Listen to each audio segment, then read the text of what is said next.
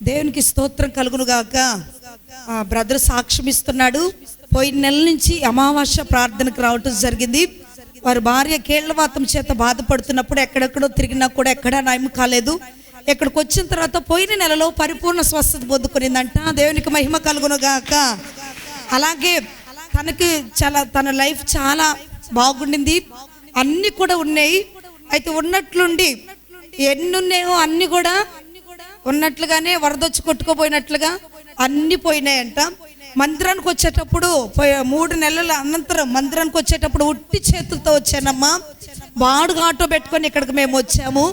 అయితే దేవుని యొక్క కృపను బట్టి ప్రార్థన చేసుకున్నాం. ఒట్టి చేతులతో నేను అయిపోయినానయ్యా అని ప్రార్థన చేసుకుంటున్నప్పుడు చేసుకొని వెళ్ళిపోయిన తర్వాత నెక్స్ట్ వచ్చే నెలకల్లా కూడా ఫస్ట్ నెలలో బాడుగా ఆటో పెట్టుకొచ్చాడు, ఒట్టి చేతులతో వచ్చాడు.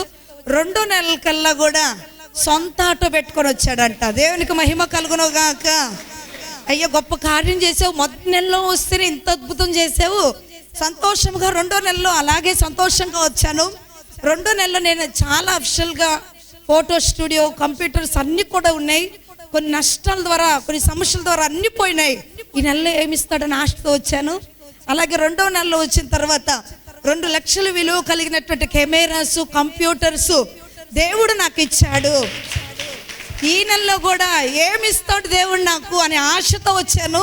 ఈ నెలలో స్వయముగానే దేవుడు ఆయన మహిమ వస్త్రంతో నన్ను కప్పేశాడు.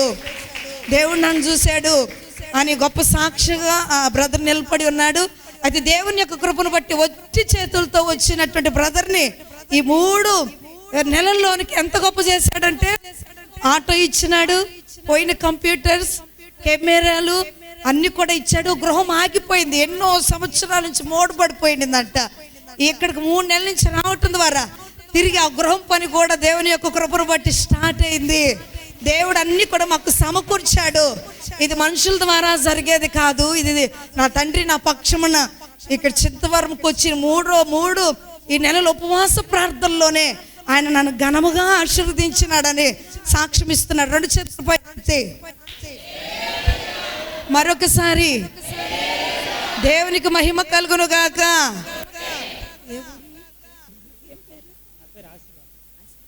ఆశీర్వాదాలు దేవుని మందిరంలో చూశాడు. దేవునికి స్తోత్రాగి ఈ 3 నెలల్లో తన జీవితాన్ని దేవుడు జ్ఞాపకం చేసుకున్నాడు. తనెవరో మాకు తెలీదు, అతనెవరో మాకు తెలీదు.